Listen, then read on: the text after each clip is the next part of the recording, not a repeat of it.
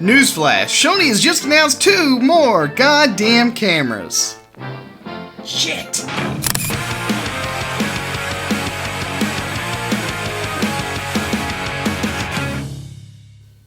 What's up guys, Mark here with yet another video, and today we're going to be talking about the fact that Sony has announced not 1 but 2 brand spanking new cameras. First of all, the Sony A6500 and the RX100 Mark V.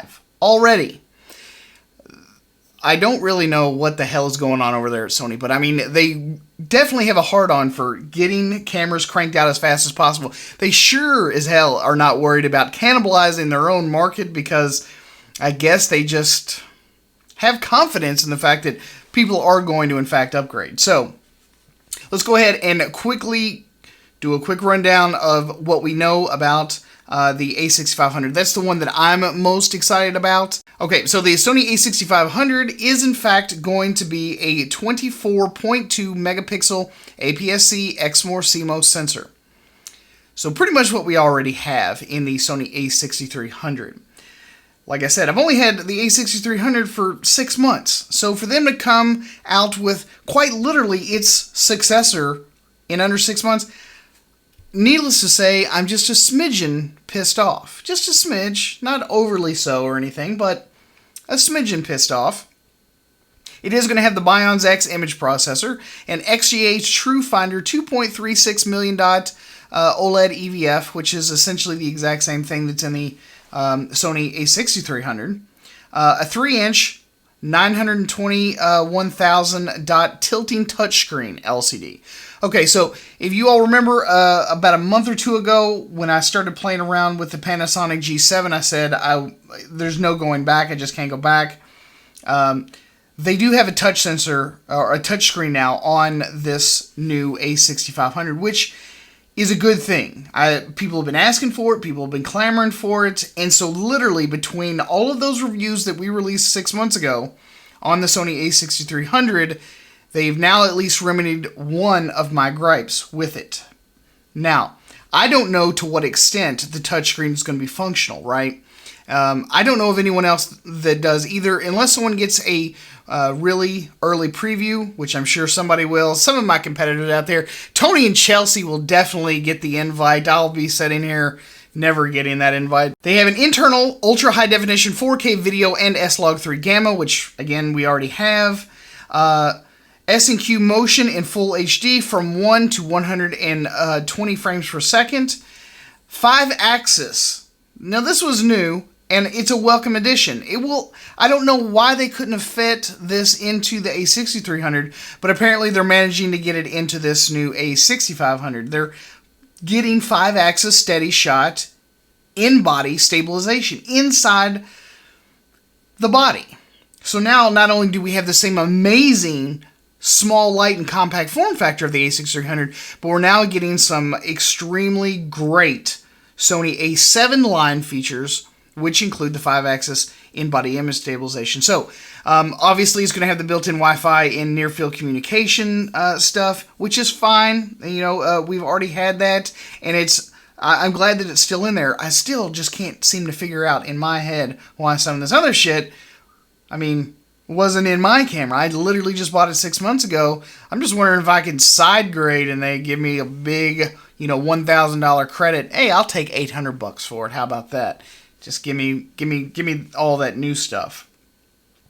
It's still going to have the 4D focus with the 425 phase detection points, which is pretty damn awesome. I absolutely love the focusing system on the A6300, and the fact that they are going to keep that system and then combine it with the other things, do top notch. And this is ridiculous, up to 11 frames per second shooting and ISO 51200. I don't really think that they are going to be able to change the location of the SD card slot, which has always been a major gripe of mine. But quite literally, this camera is already going on pre-order in 3 goddamn days. 3 days. So from March to April, May, June, July, August, September, October, in literally 7 months, because the A6300 was officially announced, released around March the 11th or so. I think that's when I got it. 7 months into this cycle, and we've already got the Sony A6300's replacement. So I know that probably more than a few of you are going to be a little bit peeved at the fact that they are already upgrading, but the good news is that your tech is not old enough that you aren't going to be able to recoup the vast majority of your investment, I would say. There is a good chance that I will be upgrading, because having the ability to have the in-body image stabilization inside the camera so that you can use third-party lenses, that's a huge thing. Having the ability built into that camera and being able to have the image stabilized inside the camera and not always having to depend on your lens, that's massive, because that only further enables the ability of Sony's line of cameras to accommodate people that want to buy vintage glass or old film glass and still be able to use some sort of stabilization to get cleaner, better, low light shots, handheld shots. You can crank down that shutter speed and allow more light in. This is the kind of stuff that both Canon and Nikon and some of the other guys really need to be doing. Like, literally, we bitched and complained and pissed and moaned literally 7 months ago, and we're already starting to get those features built into this camera. It's a huge, huge deal. And I don't really think that a lot of people can appreciate that fact, because maybe they're just not in the Sony universe right now. So watching them literally crank out one brand new camera after another, it is both amazing as shit and also frustrating as hell, because a lot of us continue to buy, and it's like, where is there a breathing point?